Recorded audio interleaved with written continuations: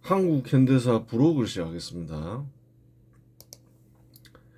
저번 시간에 언급한 게 있죠. 한국 현대사 용도가 뭐라고 했나요? 판단 기준을 정립할 수 있다. 그렇게 얘기를 했죠. 또 미래 예측이 가능해진다. 또 다른 국가에서 일어나는 현상 또한 이해가 가능해진다. 언급을 했었죠. 그러면 실제로 한번 해봐야 되겠죠. 먼저 한번 판단 기준을 정립해보자. 뭐 그런 시도를 해볼 수 있겠죠.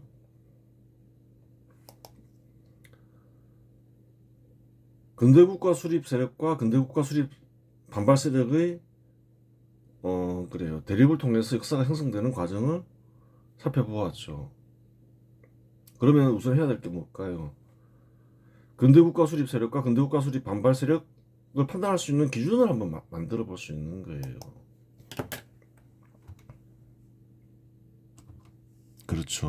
그러면 어떻게 되나요? 판단 기준이 없으면 인식이 안 되잖아요.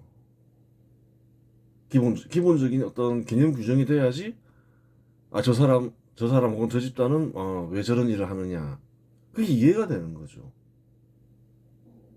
그래서 어, 판단 기준을 만들어 보는 거예요.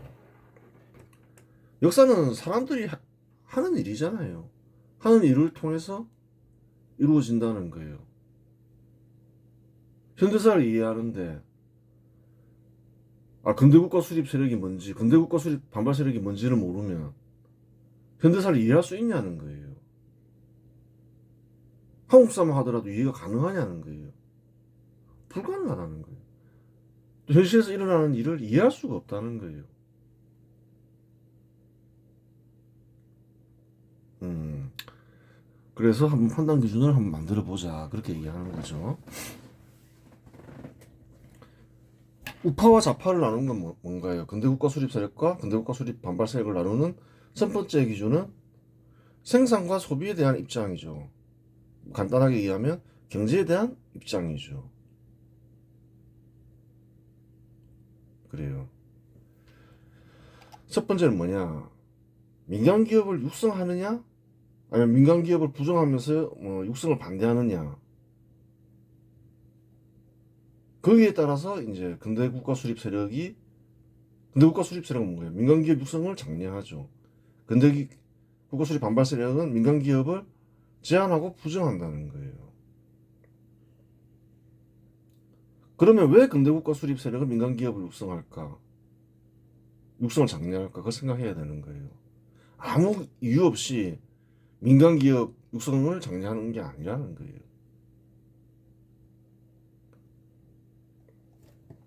농업이 시작된 이후 수천 년간 정부는 상공업을 통제했고 상공업 육성을 제한했다. 그러니까 한국에 사는 사람들은 어떻게 생각할까요? 원래부터 민간 기업 육성을 장려했지. 그게 당연한 거 아니야? 그렇게 생각하기 쉽다는 거예요.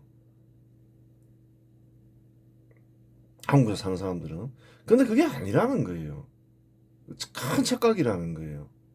한국뿐만 아니라 전 세계는 수천 년간 상공업을 통제했다는 거예요. 공산주의 국가에 가까웠다는 거예요. 사람들이 그걸 잘 모르는 거예요. 민간 기업을 육성해야 된다. 수천 년 만에 등장한 아주 혁명적인 생각이라는 거예요. 그 역사는 그렇게 오래되지 않았다는 거예요.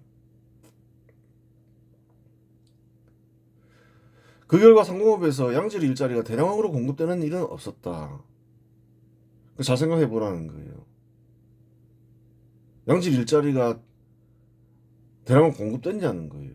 조선시대에 수백 명 단위로 일하는 기업, 수천 명 단위로 일하는 기업, 수만 명, 수십만 명 단위로 일하는 기업이 있었냐는 거예요. 그런 기업이 없었다는 거예요. 대부분 어땠나요? 농사 짓고 살았죠. 뭐 가족끼리 농사 짓거나 뭐 그런 식이었다는 거예요.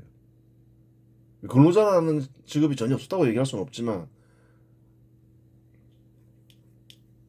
거의 뭐 찾아보기 힘들었죠. 잘 생각해 보라는 거예요. 그런데 유럽에서 자연 발생적으로 도시에서 자유로운 경제 활동이 보장되자 민간 기업이 성장하고 상공업이 크게 발전하였다.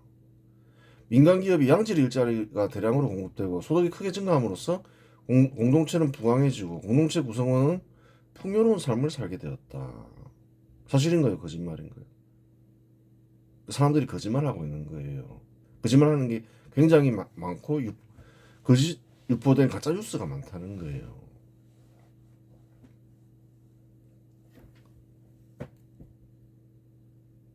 어, 그래요. 고대에는 소작농들이 대부분이었죠. 한국도 100년 전만 해도 소작농이 대부분이었다는 거예요. 소작농보다 자작농이 잘 살았겠죠. 더 잘 살았죠. 한 2배 정도. 뭐 2배까지 안 되더라도 풍요로운 삶을 살았는데, 그때 현 시대하고 비교하지 말고 현 시대하고 비교할 수도 있겠지만 이제 그때 한 100년 전쯤에 100년까지 안 되더라도 100년 전쯤 되죠. 이제 서서히 근대화가 되어 갔죠. 그러면서 투자가 되기 시작했어요. 또 다른 일자리가 공급이 된다는 거예요. 그 전에 없던 일자리. 공장이 생기고 그러면 공장에서 제공하는 일자리는 어땠을 거냐는 거예요. 현 시대와 비교하면 저런 데서 일할 수가 있냐. 그렇게 비교해서는 안 된다는 거예요. 그 시대에서 보면 그 일자리는 양질의 일자리였다는 거예요. 소작농보다 더 보수가 좋고 자작농보다 더 좋거나 비슷하고 보통 더 좋았죠. 기업마다 다르긴 하니까 사람들이 그걸 잘 모르는 거예요.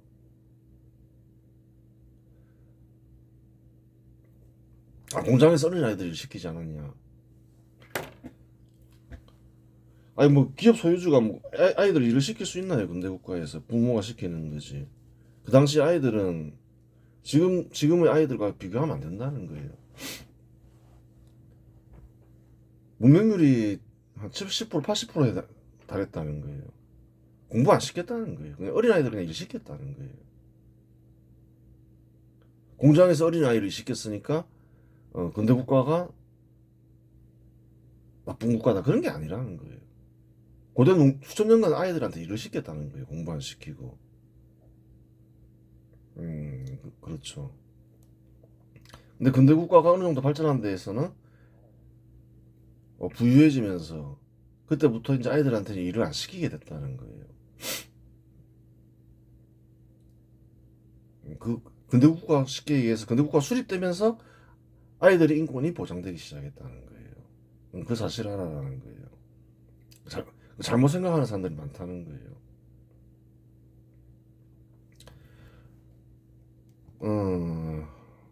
그렇죠. 정부 통제하에서 수천 년간 달성하지 못한 성과를 제한해서 풀려난 민간 기업은 짧게는 수십 년, 길게는 수백 년 안에 달성했다. 그렇죠. 한국은 한국 역사를 생각해 보라는 거예요.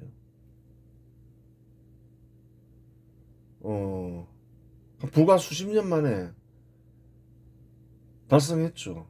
절대 빈곤에서 탈출하고 아이들의 인권도 많이 보장되고 이제 교육을 받을 수 있게 됐고 누구나 다. 과거에는 안 그랬다는 거예요. 어떻게 그런 일이 가능해졌을까? 곰곰이 생각해 보라는 거예요. 그러한 이유로 민간기업 육성에 대한 입장으로 공동체 구성원들은 근대국가 수립 세력과 근대국가 수립 반발 세력으로 나누어진다. 그래요. 정부가 민간기업 육성을 보장해야 되는데 그 전까지는 안 그랬다. 철저하게 정부가 통제했다. 공산주의 국가와 가까웠다. 조선도 마찬가지였다. 생각해보라는 거예요. 어느 국가나 다 그랬다는 거예요. 산업공상이라 해서 공업이나 상업에 종사하는 사람들을 천대하고 철저하게 통제했다는 거예요. 그런데 그리고 확 뒤집어 버리니까 완전히 신천지가 되더라. 훨씬 그 공동체도 부강해지고 국민 개개인이 풍요로워지고 인권도 보장되는 좋은 사회가 되더라. 그렇게 되는 거예요. 현 시대에서 흔히 비교되는 게 북한과 한국이었잖아요. 첫 번째 뭐가 있었나요? 공산주의 세력이 소련의 도움을 받아서 북한이 건국됐고, 한국은 근대국가 수립 세력이 미국의 도움을 받아서 건국되었죠. 처음에 일본이 남겨놓은 산업시설들을 다 몰수를 했죠. 북한은 어떻게 했나요? 국가가 직접 운영했죠. 대부분의 산업시설들은 북한에 있었죠. 아시아에 있어서 제일 큰 제철소나 비료공장 다 있었다는 거예요. 발전소나. 근데 세월이 흐르니까 어떻게 되나요? 정부가 직접 관리했죠. 산업이 낙후한 국가가 되어버렸죠. 그당 처음에는 북한이 산업이 굉장히 발전한 국가였다는 거예요. 일본이 막 패망했을 때 1950년 무렵에는. 근데 이승만은 어떻게 했나요? 군대국가 수립 세력은 뭐라 했나요? 민간기업 육성을 한다는 거예요.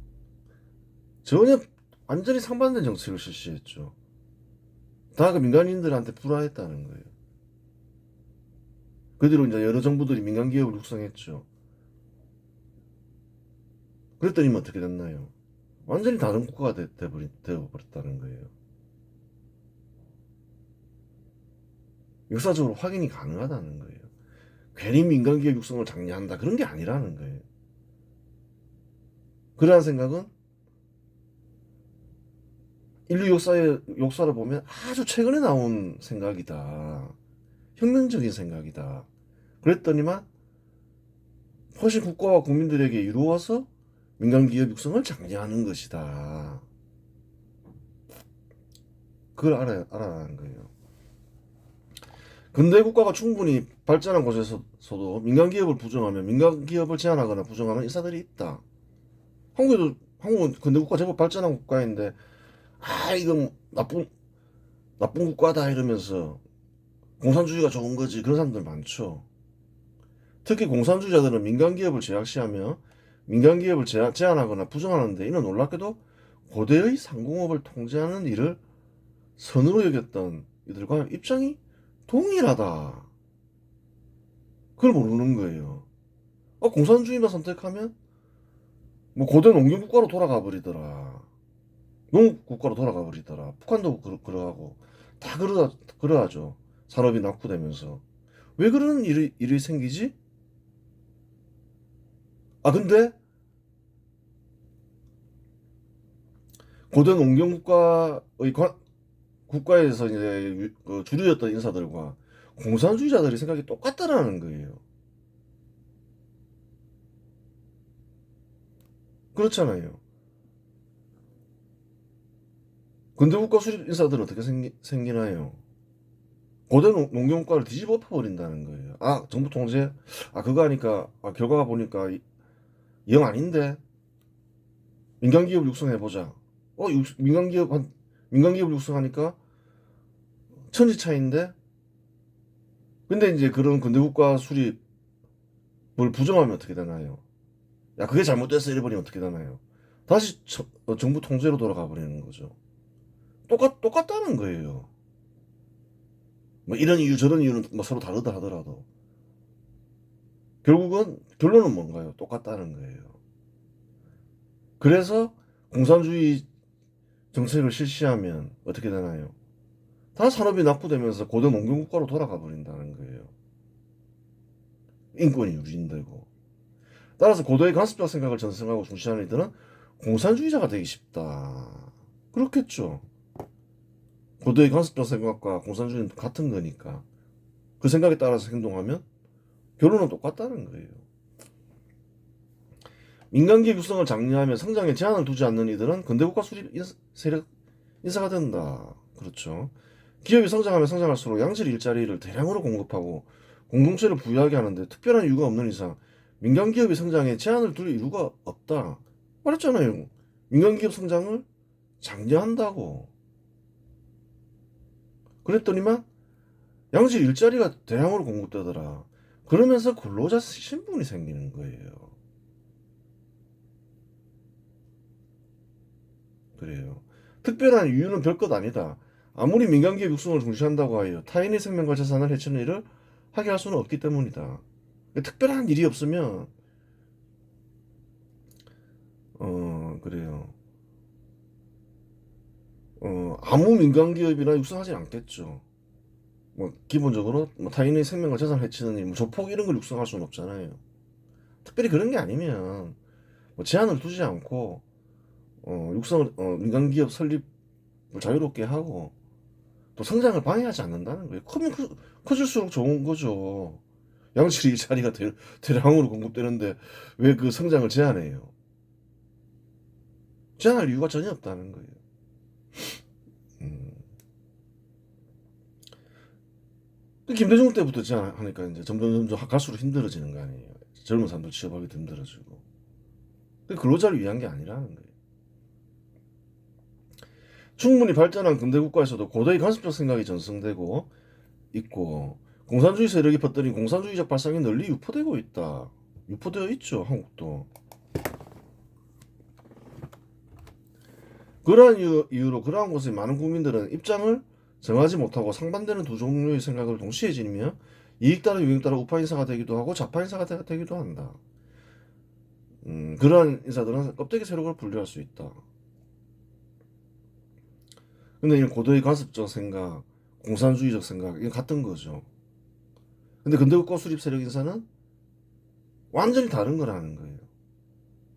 그러한 생각들을 대부분의 사람들은 공유하고 있다는 거예요. 음.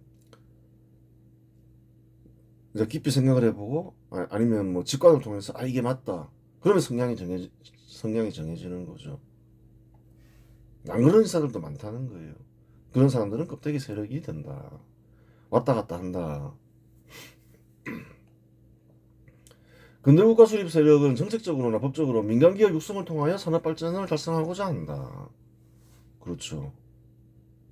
공산주의나 공산주의는 공산주의는 이제 두 가지로 갈리죠. 아, 민간기업 필요 없어. 정부가 산업을 발전시킬 거야. 이런 이제 공산주의는 또 문명을 중시하는 거죠. 산업을 중시하고. 또 이제 한국에서 유행한 거는 반문명적 공산주의자죠. 대표적인 인사가 뭐 문재인이나 신영복 이런 사람들이 있죠. 많죠. 그런 데는 이제 민간 기업을 부정하면서 어, 산업을 폐기하고 문명 후퇴시키려 하죠. 그런 거 잘 보죠. 원년 산업을 폐기하려 한다거나 서울 개발을 어떻게든 막으려 한다거나 다 그런 류인 거죠. 음. 근데 결론은 똑같아요. 산업을 발전시키려는데 어, 정부가 나서겠다. 그 고대 농경국가가 똑같다는 거예요. 그 고대 농경국가로 돌아가 버린다는 거예요.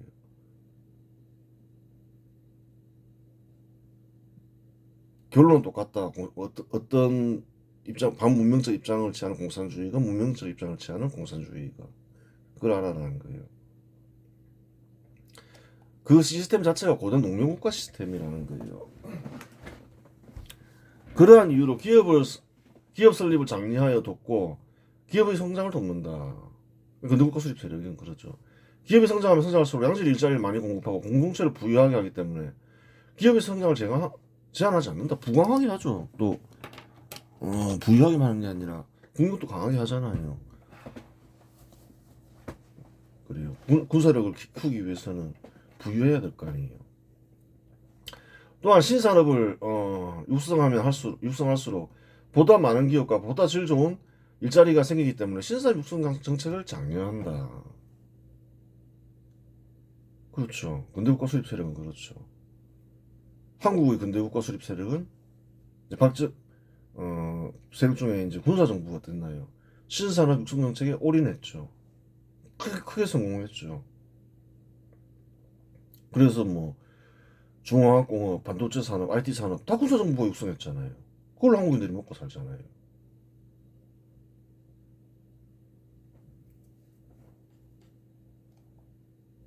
어, 다른 곳에서도 근대 국가를 수립하려는 국가들이 있었죠.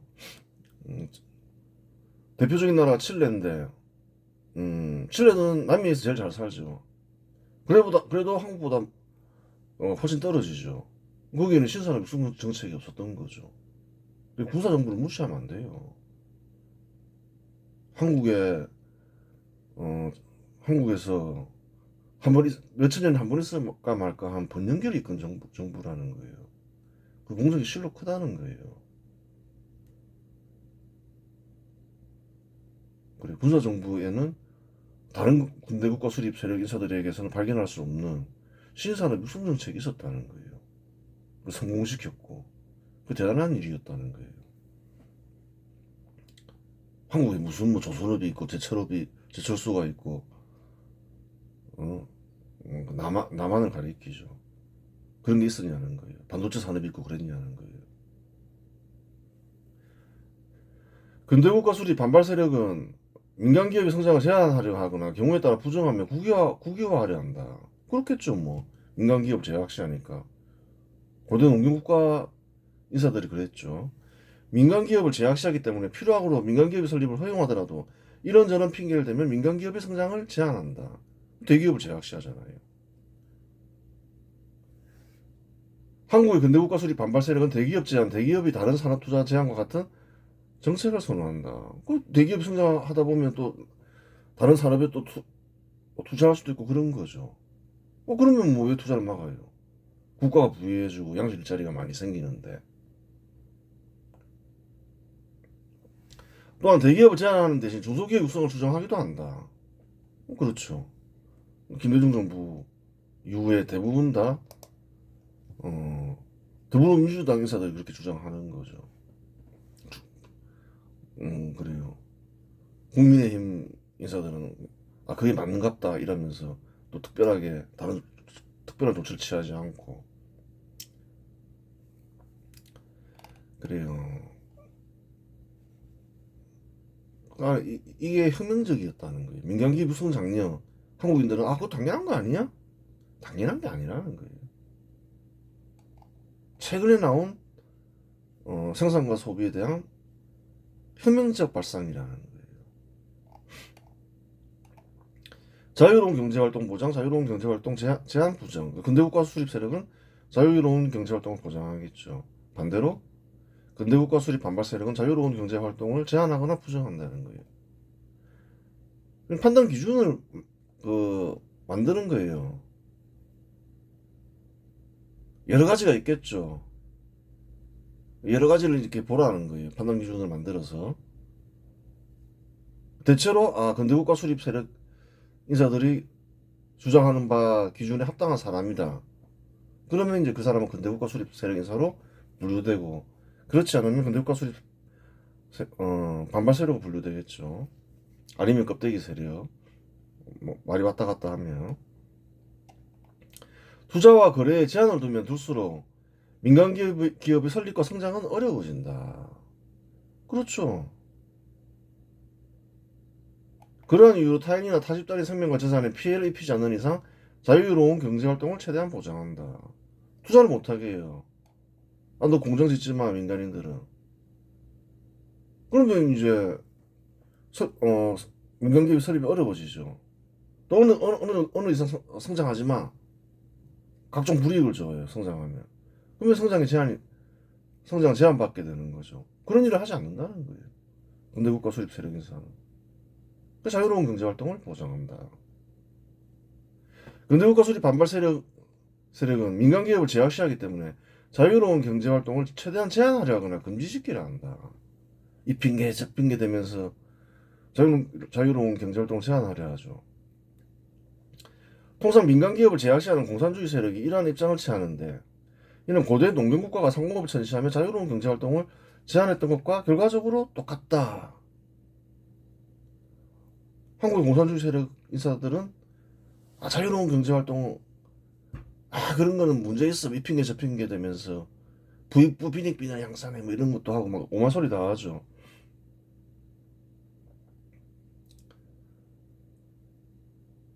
이유에 어떻든 간에 결론은 뭔가요? 상공업을 전시하며 자유로운 경제활동을 제한했던 것과 똑같더라. 그렇더라는 거예요. 따라서 고도의 관습적 생각을 전승하여 상공업을 전시하고 상공인 활동을 제한해야 한다고 생각하는 이들은 공산주의자가 되기 쉽다. 고도의 관습적 생각이 맞다 이렇게 생각하는 사람들은 똑같잖아요. 민간기업 제약시하고 상공업 전시하고 막 제한해야 된다. 조선인들과 똑같은 생각이라는 거예요. 조선의 관습적 생각이 바로 사라졌냐는 거예요. 그렇지 않다는 거예요. 그런 생각에 사로잡혀 있는 사람은 공산주의자가 되기가 쉽다는 거예요. 공산주의 세력은 자유로운 경제활동을 보장하면 경제적 평등의 실현이 불가능해진다면 자유로운 경제활동을 제한하고자 한다. 통상 그렇게 주장하죠. 자유로운 경제활동과 경제적 평등이 상반된 것으로 본다는 거예요. 근데 경제적 평등을 달성하기 위해서는 자유로운 경제활동을 억제해야 돼.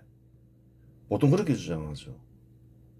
하지만 역사적으로 자유로운 경제활동이 보장되어 산업이 발전할 때 경제적 평등 역시 가장 잘 실현되었으니 경제적 평등을 달성하기 위하여 경제활동의 자유를 제한하는 일은 핑계에 불과하다. 근데 보자는 거예요. 경제적 평등이 언제 잘 실현됐냐는 거예요. 주로 5분 1가 되죠. 뭐 복잡한 거고 결론만 얘기하면 자유로운 경제활동을 보장하면서 산업이 막 잘 육성될 때 그때 경제적 평등이 가장 잘 달성됐다는 거예요. 산업 육성 필요 없어. 경제적 평등이 중요하지. 산업 육성을 게을리했어요. 제한하기 시작했어요. 그때부터 점점 어떻게 되냐. 경제적 불평등이 심해지는 거예요. 역사적 사실이라는 거예요. 근대국가 수립 세력은 민간기업과 투자활동의 자유를 보장하고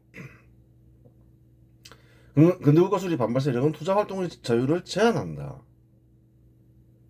근대국가 수립 반발 세력은 독점이나 중소기업 육성을 핑계로 대기업 투자 확대를 제한한다. 주로 이제 대기업 육성하면 중소기업 육성이 안 돼. 혹은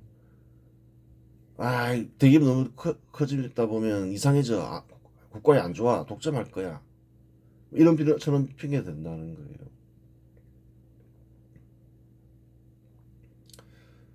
근데 그게 아니라는 거예요. 중소기업 육성한테 했죠. 김대중 정부 때부터. 김대중 정부는 중소기업을 그렇게 많이 육성하지 못했다는 거예요. 증가율을 보면. 대기업을 육성하면 대기업 협력업체들이 수백 개, 수천 개인데 훨씬 우량한 중소기업들이 많이 생기죠. 당연히 군사 정부가 훨씬 잘 육성했죠. 다 거짓이라는 거예요. 근대국가 수립 세력은 신산업 육성을 중시하기 때문에 신산업 투자를 장려한다. 그렇죠. 특히 이제 군사 정부가 그랬죠, 한국은. 대단했던 거죠. 신산업이 구산업과 겹치는 경우 신산업으로 구산업을 대체한다. 대체해야죠, 뭐. 반대로 근대국가 수립 세력 반발 세력은 구산업 보호를 위해 신산업 육성을 제한하거나 금지한다. 19세기 중반 영국에서 전기 자동차가 발명되자 위기를 느낀 마차 사업자들은 자동차가 자신들이 이익에 반한다고 생각했다. 이들은 정부와 의회를 압박하여 자동차 생산을 가로막는 붉은 깃발법이라고 불리는 법안을 통과시켰다. 그랬다는 거예요. 마차 산업은 붕괴되는데 영국의 자동차 산업만 발전하지 못하는 결과를 낳았다. 그 결과는 뭐였나요? 어차피 마차차 산업은 붕괴될 건데 영국의 자동차 산업만 제대로 발전하지 못했다는 거예요. 세계 최초로 전기 자동차를 발명했음에도 불구하고 구산업 보호한다 싶시고 그때 자동차 산업을 육성했다고 생각해 보라는 거예요. 자동차 산업 위상이 크게 다르겠죠.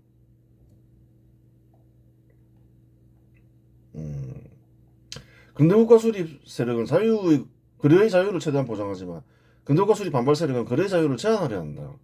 거래 규모가 커진다는 말은 시장이 커진다는 말이다. 그래요. 시장이 커지면 또 어떤 일이 여러 가지 좋은 점이 많죠. 시장이 커진다는 말은 또 많은 기업이 참여한다는 얘기죠. 많은 상품을 공급한다는 얘기죠. 일자리도 많이 생기고 좋다는 거예요. 거래 규모가 커지면 거래 대상이 풍족해지니 공동체 구성원은 보다 풍요로운 삶을 살게 된다. 보다 많은 기업들이 보다 많은 상품을 제공하니까 풍요로운 삶을 살게 되잖아요. 또 사회 구성원들은. 특히 한국의 공산주의 세력은 2003년 노무현 정부 이후 서울 아파트 거래를 최대한 제한하려 했다. 특히 이제 한국의 공산주의 세력은 부동산 거래를 제한하려 하죠. 부자 정부와는 정반대죠. 그 결과 서울의 주거 환경은 크게 개선되지 못했고 서울과 주변 지역의 아파트 가격만 급등했다. 부자 정부하고 완전히 달랐죠. 거래를 제한할 필요가 없다는 거예요. 거래가 확대되면 좋다는 거예요. 그럼 보다 많은 또 건설사들이 참여할 수 있게 되고 또 거기서 일자리가 많이 생기게 되고 또 보다 많은 아파트들이 공급되게 되고 그러면 어떤가요? 순간순간적으로 비쌀 수도 있고 쌀 수도 있고 그렇지만 비쌀 수도 있겠지만 전체적으로 보면 주거 환경도 크게 개선되고 이전에 집들 다 개발해버리니까 다 부수고 또한 가격도 안정된다는 거예요. 그게 군사정부의 정책이었다는 거예요. 거래를 제한해서 뭐 어떻게 해봐야 되겠다. 그랬더니 어떻게 되나요? 주거 환경은 개선되지 않고 아파트 가격만 급등하더라. 또 경제적으로 안 좋죠. 보다 많은 기업들이 참여해서 보다 많은 일자리가 제공되는 게 좋은 거죠. 그래요. 여러 가지 기준이 있겠죠. 다 제대로 살펴볼 필요가 있는 거예요. 이번 시간에서 마치겠습니다.